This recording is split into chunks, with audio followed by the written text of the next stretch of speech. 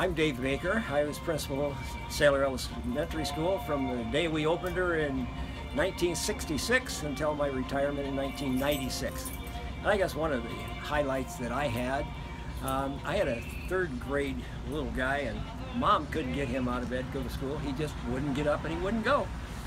One day she called me, so I told her, I said, the next time that he is not wanting to go, don't tell him, but call me, and I will be down to the house, leave the front door unlocked, and you just stay out of the way. I'll take care of it.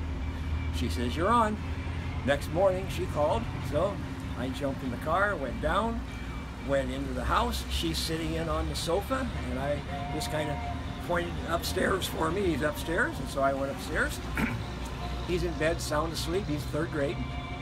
I ran in there, walked in there, yanked his covers off, marched him in the bathroom, made him brush his teeth, washed him with a cold wash rag and so forth, took him downstairs for his breakfast that morning. I went and got a handful of cereal, put it in his hands so he can eat that on our way back to school, and got back to school. And I had dressed him too, and I put on the most unmatching clothes that I could find so that he certainly was a standout for the day. Got him back to school, marched him down the room, and I said, young man, I have never had such a fun morning in my life. Any morning that you are not wanting to get out of bed and that you're going to be tardy to school, your mother will call me and I will be back down to pick you up. So, bye-bye, maybe I'll see you in the morning.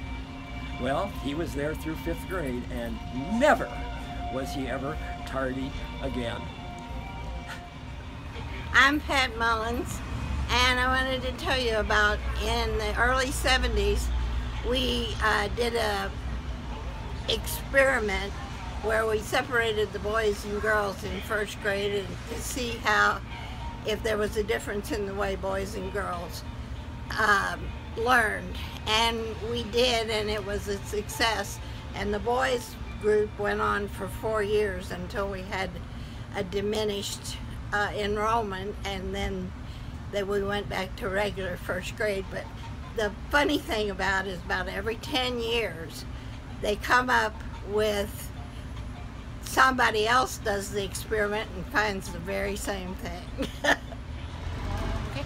Joy Casper, Zach. I'll talk about kindergarten. We used to have a workbench, and we did hammering and sawing, and the kids made little wagons and birdhouses, and it was lots of fun. My name is Jim Cabin. I taught 5th grade at Saylor for 37 years. I can honestly say that in that 37 years, there was never a day that I didn't want to be there. I'm Carolyn Burton McDonald. I taught 1st grade at Saylor School for 31 years, and I loved it. It was a great, great time with the kids. And I had, at Thanksgiving, the kids all signed up for bringing something for our little Thanksgiving dinner. And we had our Thanksgiving dinner. We had hats on. We put Thanksgiving, our Pilgrim and Indian hats on, and we sat at this table, and the kids were great. They loved it, and I did too. I probably loved it more than they did.